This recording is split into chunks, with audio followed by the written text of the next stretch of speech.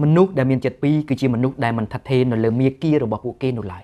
ត្រង់កន្លែងនេះគឺចង់ប្រាប់យើងថាមនុស្សដែលធ្វើរឿងពីរក្នុងពេលតែមួយឬក៏រឿងច្រើនក្នុងពេលតែមួយពួកគេនឹងមិនអាចផ្ដោតចិត្តឬក៏មិនអាចធ្វើចិត្តឲ្យមុតស្រួចក្នុងការបំពេញនៅកិច្ចការងាររបស់ពួកគេបានឡើយមានអ្នកខ្លះគេចង់បំបែកឯកតកម្មទៅទៀតថាខ្ញុំអាចធ្វើបានរឿងពីរឬច្រើនក្នុងពេលតែមួយហើយអស្ចារ្យថែមទៀតផង Yes ប្រសិនបើអ្នកអាចធ្វើបានខ្ញុំចូលរួមអបអរសាទរប៉ុន្តែវាមិនស្របនឹងច្បាប់ធម្មជាតិនោះទេច្បាប់ធម្មជាតិគឺយើងមិនអាចធ្វើរឿងពីរក្នុងពេលតែមួយបាននោះឡើយគឺយើងអាចធ្វើរឿងតែមួយគត់ក្នុងពេលតែមួយ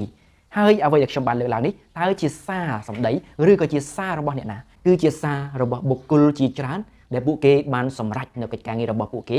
ដោយពួកគេផ្ដោតធ្វើរឿងមួយក្នុងពេលតែមួយហើយតាមច្បាប់ធម្មជាតិក៏យើងអាចបំពេញរឿងតែមួយគត់ក្នុងពេលតែមួយដូចគ្នាដែរដូច្នេះប្រសិនបើអ្នកទាំងអស់គ្នាចង់សម្រេចនៅកិច្ចការងាររបស់ខ្លួនឲ្យបានសម្រេចជោគជ័យផ្ដោតលើរឿងមួយឲ្យខ្លាំងសឹមធ្វើរឿងមួយទៀតផ្ដោតលើរឿងមួយឲ្យខ្លាំងបានលទ្ធផលសឹមបន្តទៅមុខទៀត